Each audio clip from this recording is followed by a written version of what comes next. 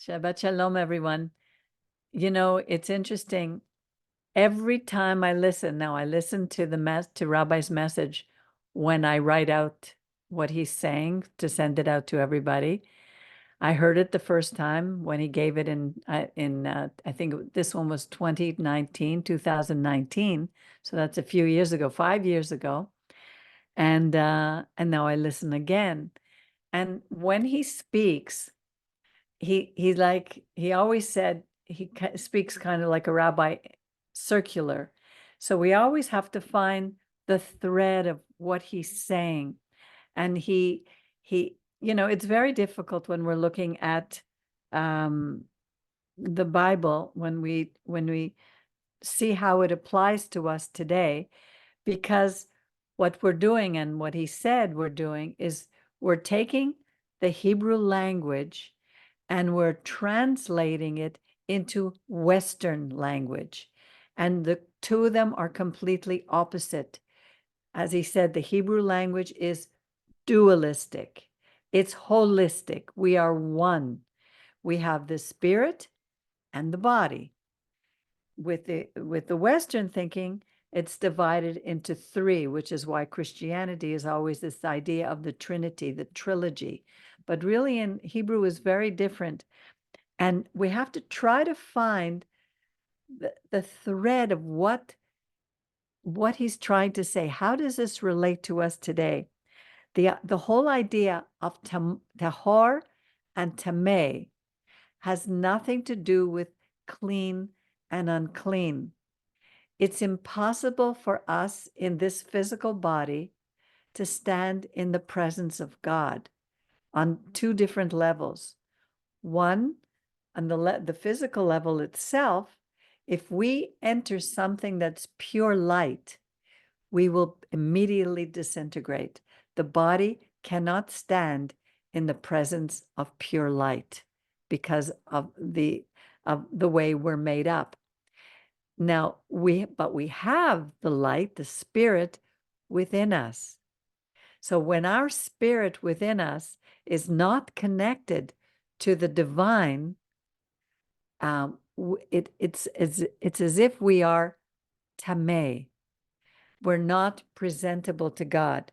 When our spirit is connected with the divine, when our spirit is in balance with the divine, we are tahor. It's hard for us to understand this concept, but that's what this portion is trying to tell us. The female, he's saying, which is the last of God's creation. He started creating with the most simple of things, the amoeba, the simple cell. And then he advanced every day of creation into something more complex. We went from the vegetation, from the rocks to the vegetation, to fish, to birds, to mammals, and the final thing was to the woman. The woman has been given something very special. We hold creation within our being. We are the highest. And he says, when we try to be like man, we are lowering ourselves. And the man was given the role of being the protector of all creation, including the woman. So he was there to protect us. When Adam didn't protect Eve and allowed her to eat from the fruit and then ate himself, that's when the fall came. There was so much in his talk. I don't know if you were able to see the thread that went through the whole thing. It's difficult for us because we have to step back and see, what is God trying to tell us? Now, more and more, I am witnessing what he was saying as far as the spiritual aspect. When that is away from God, which is our how we feel about things, our emotions, our spiritual body, when that is away from God, then our physical body is out of balance. Our physical body can get sick. Now, some of us have experienced that firsthand when we were so upset about something emotionally, how we became physically sick. And it's so important to deal with our emotions, to deal with our stresses and our anxieties before we can possibly see healing in our bodies. So these are some of the things he was speaking today. And I remember always feeling, he talked about a vacuum within. And I remember the days when I felt so empty inside, when I was searching for something that I didn't know what. And it was like there was a hole in my spirit, a hole in my soul. And here, this vacuum within can cause us to be depressed, and that creates a lack of balance. So we have to find out how to fill that vacuum within. And usually it's because we need to deal in certain areas of our life, of our spiritual life, in order, and our physical life, in order to be in balance and to be healed. So that's what I got out of this message today. Miriam, were you able to see the Oh, same?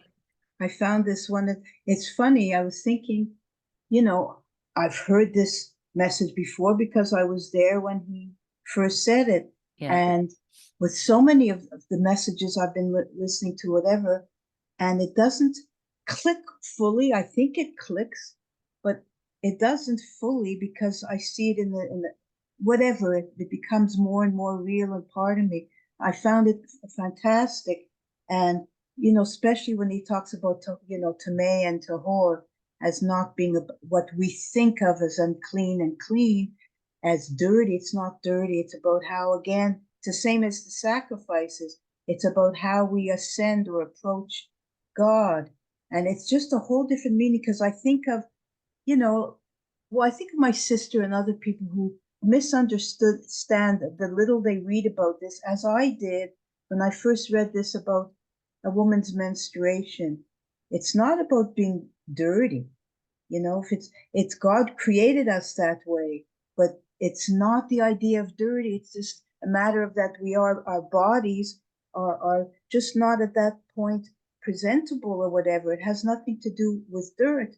And then when it talks about, when you have a male, it's your to what is it, for a week you have to be 7 days, 7 days Tameh, because on the 8th day, she would have to go to the temple. the She would have circumcised. to bring her son to the temple to be circumcised. So It's 2 weeks. then she was considered uh, able to be presentable at the temple. That's the only reason. No, but I'm saying then the female, it's Was 2 weeks. double that, exactly. So I'm saying without knowing why you could say, well, why are women dirtier than men? Or like, what is that? No, I'm saying I know it's not that.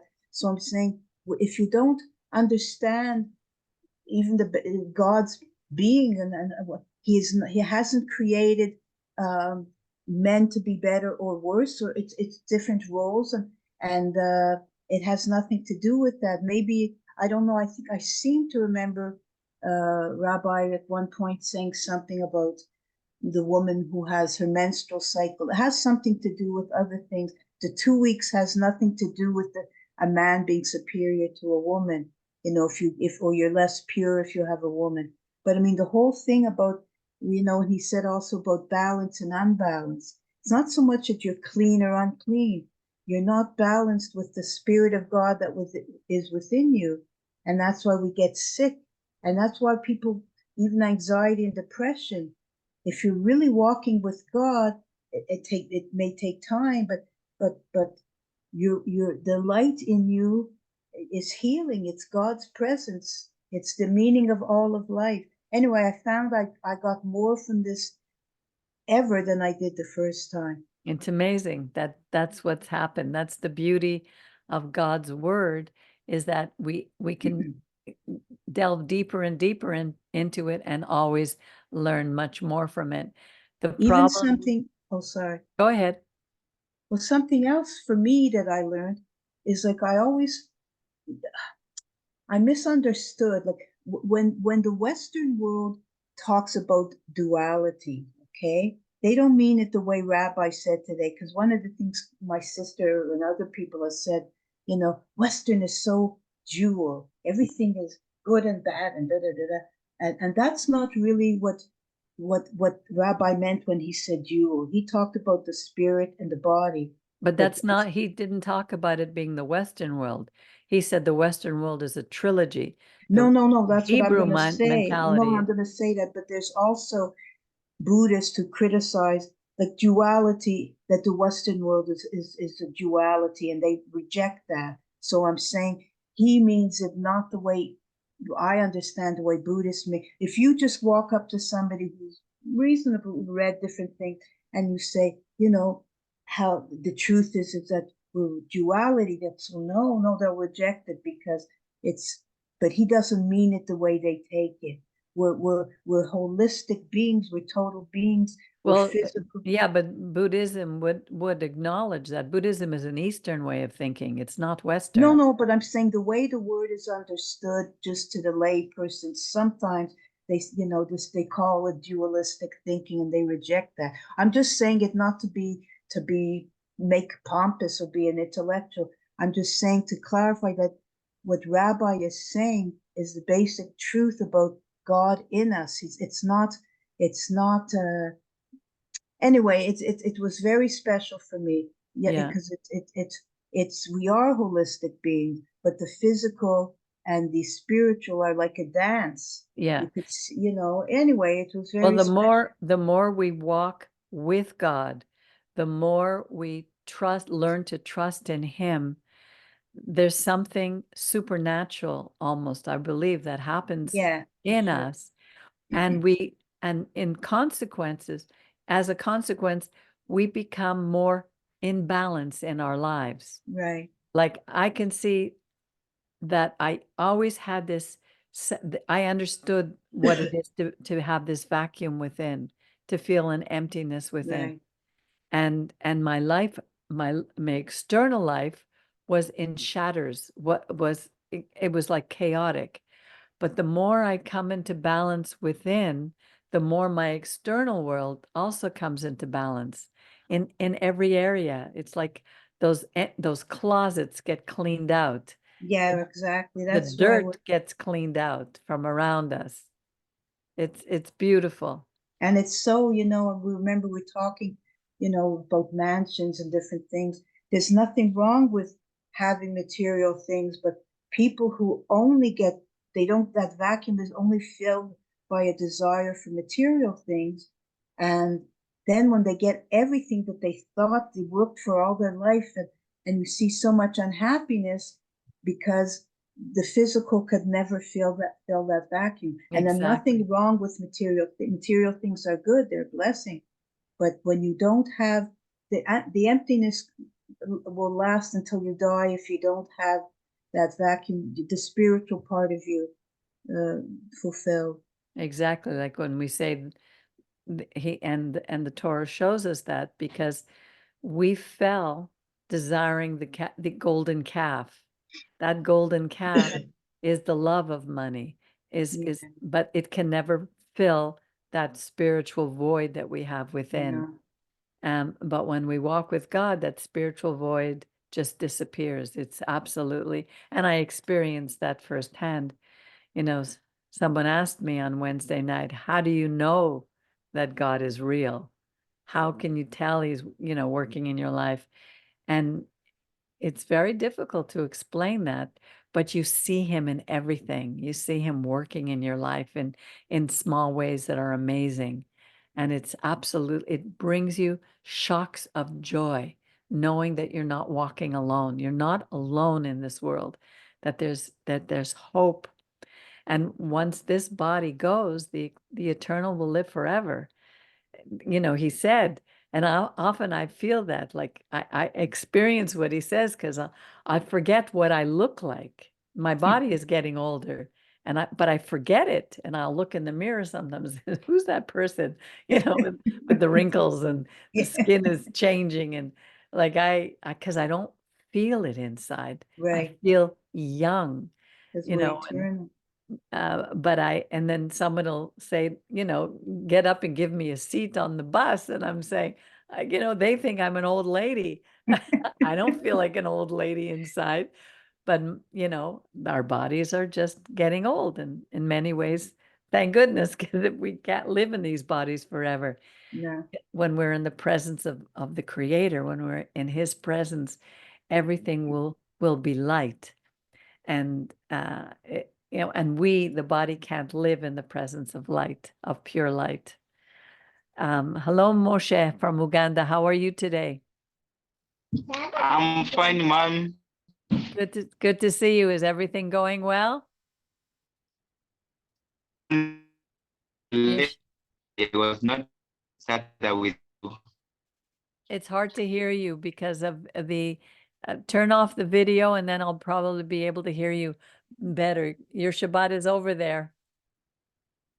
Yes, it is over. Yes.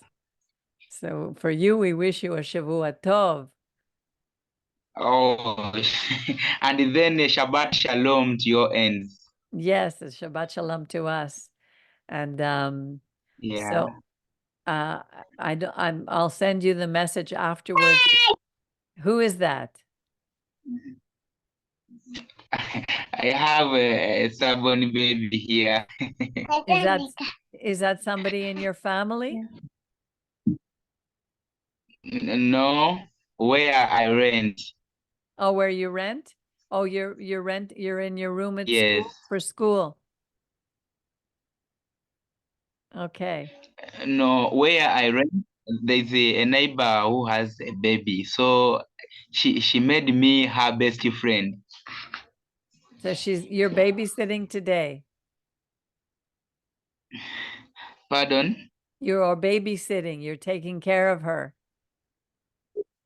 No. She has just visited me Oh, and that's she will nice. go back to her mom.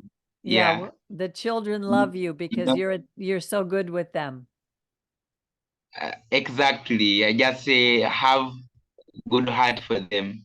Yes, well, one day you'll have children of your own. Amen. I receive the blessings. Yes. Hello, Jerry. How are you? Hi, Jerry.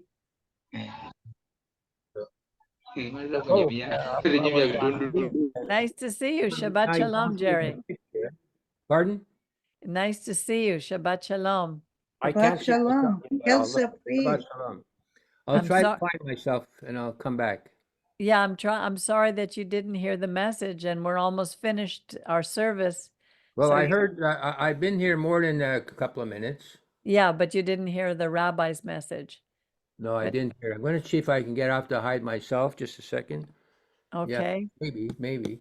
Why do you want to hide yourself? I didn't. I just Yeah. no, because I had the hi everybody. Because Yes. Hi.